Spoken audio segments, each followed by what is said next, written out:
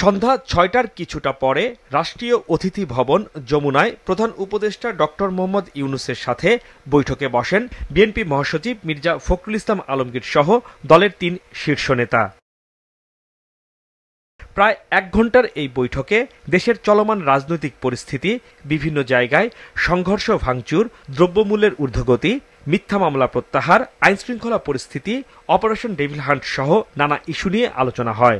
এই যে ঘটনাগুলো ঘটেছে এর দায় সরকার এড়াতে পারেন না।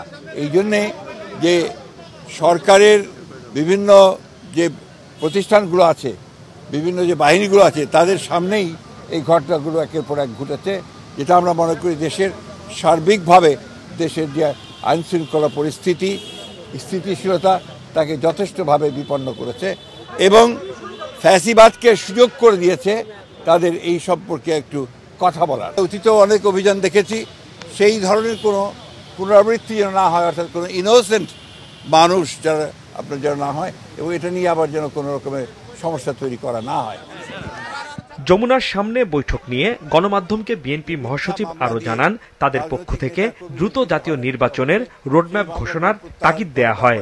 প্রধান উপদেষ্টাও আগামী ডিসেম্বরের মধ্যে নির্বাচনের আশ্বাস দিয়েছেন।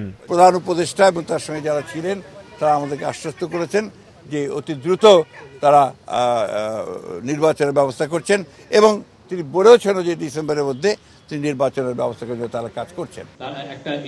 এদিকে প্রধান উপদেষ্টার প্রেস উইং জানিয়েছে, ডিসেম্বরের মধ্যে নির্বাচনের যে কথা বলছে বিএনপি, এ বিষয়ে সবার সঙ্গে আলাপ আলোচনার পর জানানো হবে। জাতীয় নির্বাচনে ওনারা তো চাচ্ছেন যত তাড়াতাড়ি সম্ভব, এই ডিসেম্বরের মধ্যেই চাচ্ছেন।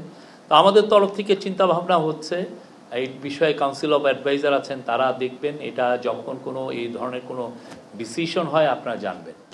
ফরেন সার্ভিস একাডেমির সংবাদ সম্মেলনে আরও জানানো হয়, বিএনপি সংস্কারের বিষয়ে পূর্ণ সমর্থন জানিয়েছে। 15ই ফেব্রুয়ারি ঐক্যমত্য কমিশনের প্রথম বৈঠকে 6টি সংস্কার কমিশনের সুপারিশ নিয়ে রাজনৈতিক দলগুলোর সঙ্গে আলোচনা শুরু হবে। যেই 6টা কমিশনে যেই রিপোর্টগুলো এসছে, সেই রিপোর্টগুলো নিয়ে প্রথমবারের মতো প্রত্যেকটা যারা যারা পলিটিক্যাল পার্টি আছেন তাদের সাথে কথা ডায়ালগটা শুরু হবে। অপারেশন ডেভিল হান্টে মানবাধিকার লঙ্ঘনের কোনো ঘটনা ঘটবে না বলেও আশ্বাস দিয়েছেন প্রধান উপদেষ্টার প্রেস সচিব। কোনো ধরনের কোনো হিউম্যান রাইটসের কোনো ভায়োলেশন আমরা চাই না হোক এবং হবেও না। হাসনাইন তানভীর, মাছরাঙা সংবাদ, ঢাকা।